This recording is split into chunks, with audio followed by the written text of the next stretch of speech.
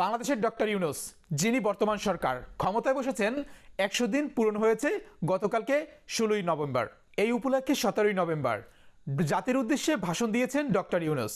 বর্তমান বাংলাদেশের অস্থায়ী সরকার, তিনি দেশের সমস্ত বিষয় নিয়ে কিন্তু কথা বলেছেন এবং দেশের আসন্ন নির্বাচন যেটা সামনে আসতে চলেছে সেটার বিষয়ে কিন্তু তিনি কথা বলেছেন।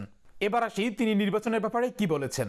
নির্বাচন কবে হবে এই প্রশ্ন আপনাদের সবারই মনের ভিতরে আছে। আপনারা লক্ষ্য করেছেন নির্বাচন নিয়ে আমরা সামনে আগাচ্ছি, কয়েকদিনের ভিতরেই নির্বাচন কমিশন গঠিত হবে। তারপর থেকে নির্বাচন আয়োজন করার সমস্ত দায়িত্ব তাদের উপরেই এসে পড়বে। তখন তারা নির্বাচনের ভোটার তালিকা হালনাগাদ এবং আরো কিছু কিছু কাজ রয়েছে যেগুলো নির্বাচনের আগে গুজগাছ করতে হয়, সেগুলো কিন্তু তারা শুরু করে দিতে পারবে।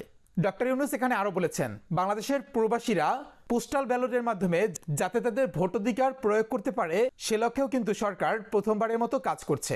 অন্তর্বর্তীকালীন সরকার সৃষ্টি হয়েছে রাজনীতিকে নীতির কাঠামোর ভিতরে নিয়ে আসার জন্য এবং এখানে রাজনীতির নতুন কাঠামো তৈরি করে এখানে সমস্ত দেশবাসীকে জনগণকে এই নিয়ম এবং সুবিধা থেকে বঞ্চিত হতে কোনোভাবেই দিবে না। আমরা নির্বাচনের ট্রেন যাত্রা শুরু করেছি, এটা আর থামবে না। যেতে যেতে আমাদের অনেকগুলো কাজ করতে হবে।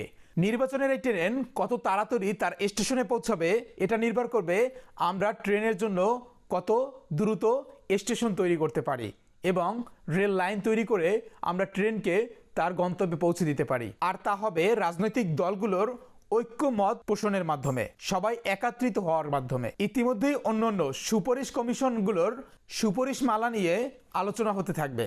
নির্বাচন ছাড়াও আরো গুরুত্বপূর্ণ ব্যাপারে ঐক্যমত পোষণ করার জন্য অতিরিক্ত সময় প্রয়োজন হতে পারে। দেশবাসীর কাছে, বিশেষ করে রাজনৈতিক দলগুলোর কাছে আমরা যাতে তুলে ধরতে পারি নির্বাচনের আগে আমরা কি কি সংস্কার করতে পারবো এবং কি কি আমাদের সংস্কার করা দরকার। নির্বাচনে আয়োজন চলাকালীন কিছু সংস্কার হতে পারে। সংস্কারের জন্য নির্বাচনকে কয়েক মাসের জন্য বিলম্বিত করা যেতে পারে। নির্বাচন নিয়ে আপনাদের মনের যত অভিব্যক্ত মত রয়েছে সেটা তুলে ধরতে থাকুন এবং আপনারা মত প্রকাশ করে যান। নির্বাচনকে বলতে গিয়ে সংস্কারের কথা থেকে পাশ কাটিয়ে যাবেন না।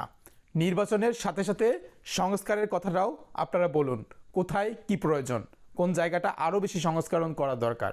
সংস্কার একটি জাতিকে, বিশেষ করে আমাদের দেশের তরুণ তরুণীদের নতুন পৃথিবী গড়ার লক্ষ্যে অনেক বেশি আগ্রহিত করবে।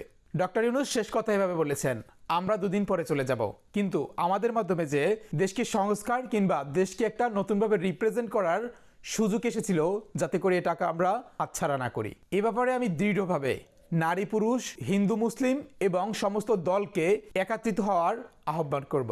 আশা করি আপনারা আমার এই আবেদন গ্রহণ করবেন। এই বলে তিনি তার বক্তব্য শেষ করেন। এছাড়াও আরো অনাকাঙ্ক্ষিত অনেকগুলো ব্যাপার ছিল যেগুলো আসলে আমরা আপনাদের সামনে এই মুহূর্তে তুলে ধরতে পারছি না, তবে মূল পয়েন্টগুলো আপনাদের সামনে স্টেপ বাই স্টেপ কিন্তু তুলে ধরা হলো।